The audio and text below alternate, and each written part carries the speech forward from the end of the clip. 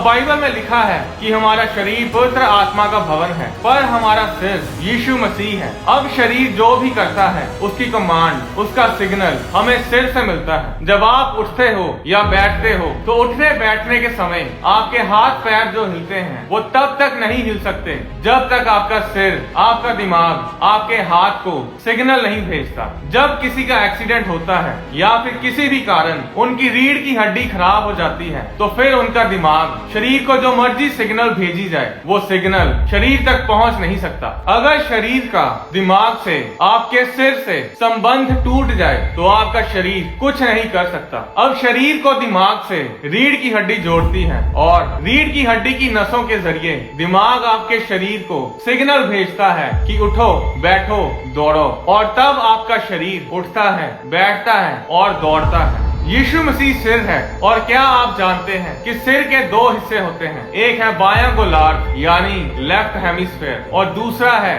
दायां गोलार्ध यानी राइट हेमिस्फेयर, और इन दोनों हिस्सों का अलग अलग काम होता है। क्योंकि यीशु मसीह हमारा सिर है, यीशु मसीह का स्वभाव भी दो हिस्सों में बटा हुआ है। वो पहले इस दुनिया में आया एक मेमने की तरह, और ये हिस्सा, ये स्वभाव उद्धार को लेकर आता है, लहू की वाचा को दर्शाता है। पर अब वो दोबारा मेमने की तरह नहीं आएगा, वो अब शेर की तरह आएगा, एक सिंह की तरह आएगा, यहूदा के बब्बर शेर की तरह आएगा। यशाया अध्याय 53 उसकी 7 आयत में लिखा, वह सताया गया तो भी वह सहता रहा और अपना मुंह ना खोला। जिस प्रकार भेड़ वध होने के समय और भेड़ी उन कतरने के समय चुपचाप शांत रहती है, वैसे ही उसने भी अपना मुंह ना खोला। ये था यीशु मसीह के स्वभाव का पहला हिस्सा। और दूसरा हिस्सा प्रकाशित वाक्य अध्याय 5 उसकी 5 आयत में लिखा है, इस पर उन प्राचीनों में से एक ने मुझसे कहा, मत रो, देख यहूदा के गोत्र का वह सिंह जो दाऊद का मूल है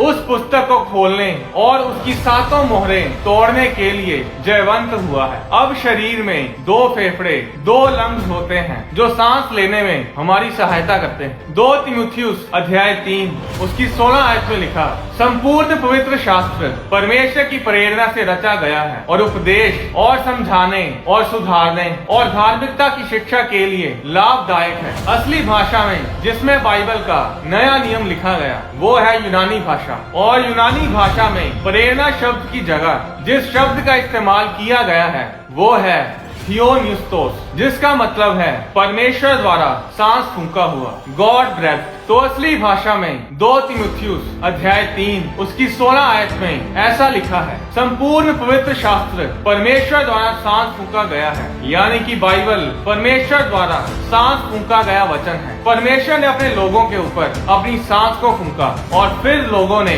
बाइबल को लिखा। और आप हैरान होंगे ये सुनकर कि जिस तरह शरीर में 2 फेफड़े यानी 2 लंग्स होते हैं, उसी तरह बाइबल में भी 2 ही नियम हैं, यानी कि 2 ही टेस्टामेंट्स हैं। एक है पुराना नियम और दूसरा है नया नियम। हमारे 2 फेफड़े लंग्स होते हैं जो सांस को बनाते हैं। स्पिरिट को रुआह कहते हैं, जिसका मतलब है हवा, आत्मा और सांस। जब पवित्र आत्मा पिंतेकुस्त के दिन आया तो बाइबल में प्रेरितों के काम अध्याय 2 उसकी 2 आयत में लिखा, एकाएक आकाश से बड़ी आंधी की सी सनसनाहट का शब्द हुआ और उससे सारा घर जहाँ वे बैठे थे गूंज गया। तो ये आंधी, ये तेज हवा कोई संसारिक हवा नहीं थी, ये कोई ठंडे मौसम वाली हवा नहीं थी, ये परमेश्वर था जो स्वर्ग से अपनी सांस को उन लोगों के ऊपर फूंक रहा था। जब भी परमेश्वर किसी के ऊपर अपनी सांस को फूंकता है तो मुर्दा चीज जिंदा हो जाती है। आदम एक मिट्टी का पुतला था, पर जब परमेश्वर ने